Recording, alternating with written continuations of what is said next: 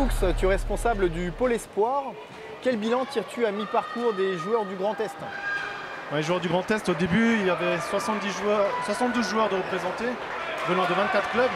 Là, à mi-parcours, il en reste 18. Donc c'est plutôt conforme aux attentes. Maintenant, il y a les matchs à enjeu qui se déroulent ce soir avec des quarts de finale. Demain jusqu'à 14 h, la suite des quarts de finale. Et donc voilà, à partir de demain après-midi, les médailles se joueront. D'accord. Alors 18 joueurs qui sont encore en lice à mi-parcours, tu dis que c'est plutôt conforme.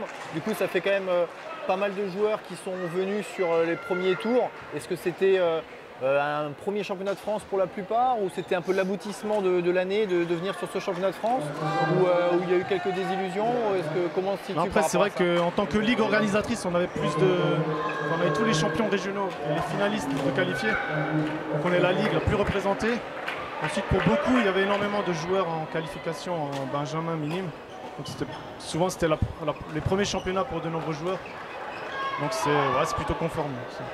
C'est plutôt du coup une prise d'expérience pour ces premiers joueurs-là. Ça va les aider à grandir, d'après toi, dans leur carrière de BAD? Après, j'espère qu'ils ont pris leur marque, qu'ils ont vu les champions. Maintenant, ils peuvent se dire, dans 2 ans, il faut que j'atteigne ce niveau pour être dans les tableaux finaux. Ok.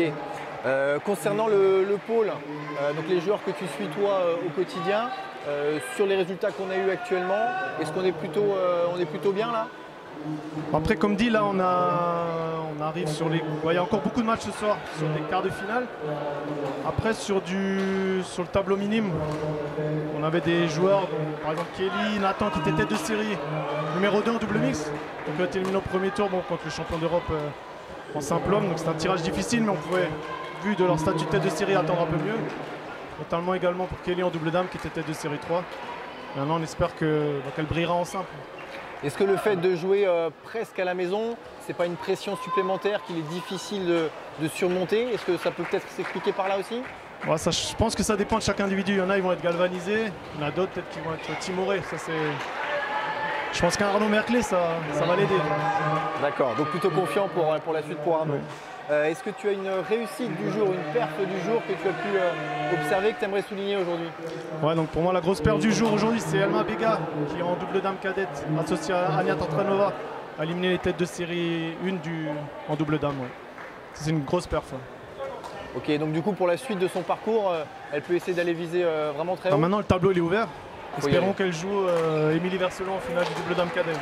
D'accord, pour avoir une finale 100% Grand Est. Voilà, ouais. Après, exactement. On peut aussi rajouter les 2 premières médailles pour Sharon Boer et Kenji Lovang en double mix junior ce matin. Et ils se joueront demain matin pour la place de finaliste. Alors, tu parles de demain, quels sont les grands rendez-vous de demain? À quelle heure il faut à tout prix être à Mulhouse pour observer demain, les comme matchs? dit, ouais. Donc à 9 h, il y a la demi-finale entre les 2 Alsaciens, Sharon et Kenji.